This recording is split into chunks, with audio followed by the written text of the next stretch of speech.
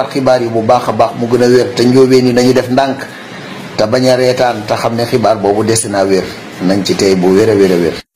mburu mi danañ ko wàññi mu jóge ci 175 yam ci 125 maanaam ñaar fukk ak juróom. xibaar la boo xam ne mi ngi tasaaroo ci réseaux sociaux yi waaye ak wéram jar naa seet. bégloo na njóobeen yi lool nag waaye nañ ci def ndànk ndax ci li ñu jot ci ay xibaar jot koo gëstu nekkul loo xam ni lu wér a wér la lu bàyyi ko ci ministre des commerces ak ya ci aju wala ci gouvernement bi waaye xanaa ay manipulation yoo xam ni dugal nañ ko rek